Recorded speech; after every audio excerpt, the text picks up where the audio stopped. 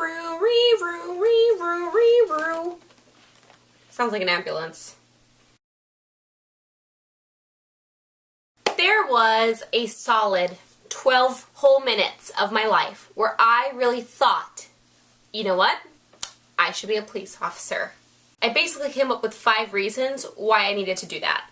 Thought about my communication skills. I really love law and order. I would love to wear a uniform to work every day. I'd get to drive a police car. And I'd basically be like an Avenger.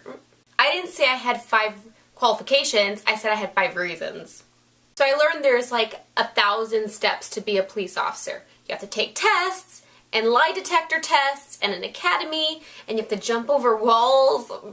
So before I went through all that hassle, I thought, you know what? I need to go on a ride-along. And if you don't know what that is, basically you get to sit with a police officer as they do their job, and you observe it. My first question was, do I have to sit in the back with the criminals? Because I'd rather not do that. No, you idiot, they said. You sit in the front with the police officer. I thought that was a legit question. So I'm going to lay out a sequence of events that transpired that are quite unbelievable, but accurate. Here we go. So I was on the ride-along. I was very nervous, but I was very excited. No more than about 5 minutes from the time I sit in the car, the radio goes off. And it's like, breaker, breaker, suspect in building, blah, blah, blah, blah. I can't understand that. Okay, they don't say breaker, breaker. I think that's truck drivers. I don't know what they said. But basically they were saying there was this hotel and there was this creeper in there checking door handles. And this was way before Bed Intruder. You know, hide your kids, hide your wife. Probably the same guy. So we pull up to this building and there's like 4 other police cars there. The police officer gets out of the car and he looks at me and he's like, okay, let's go. I'm sorry. You want me to get out of the car right now?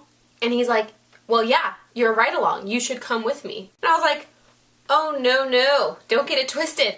I'm not getting out of this car right now. I don't have a bulletproof vest on.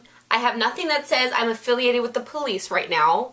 I don't have a gun. I don't even have pepper spray. I'm going to be the first to die. Traditionally, I learned, ride-alongs always get out of the car. I was probably the first person to volunteer to go on this ride-along and refuse to participate in the action. But you know what? I choose life. Oh no. So I was minding my business, sitting in the car by myself. All the police officers are in the building. So of course, I'm sitting in there pushing buttons and stuff. I'm like, what does this do? What does this do? I'm trying to turn on the siren. Should have been my first clue. I am not meant for this. All of a sudden I hear commotion on the radio and I can hear the officers yelling, he's running, he's running. And now I'm like, oh my gosh, what's happening? Out the front door of the building comes the suspect. Since this first happened, in my brain, this suspect grows about 3 inches every time I think about it. So at this point, he's about 14 feet tall. And he goes running across the street, almost directly in front of the police car that I'm in. And there's this row of bushes and he jumps into it. And now I'm sitting in the car and I realize the police aren't out of the building yet. They're still in there and I'm out here with a murderer. I don't know what he did, but in my brain, he's like a murderer, right? And so I'm facing the bushes and I'm thinking, oh my God, holy Shetland pony, what is gonna happen? Who's gonna protect me? The police are inside. So now I'm looking around like, what's in the car right now that I can use? Do I grab the radio like, breaker, breaker, come help me? Do I call 911 from the inside of a police car? I'm looking around like, they must keep a gun in here somewhere, as if I know how to use a gun, but still. So then I just start to do this. I'm like, oh my God. And I slide almost onto the floorboard. Terrified!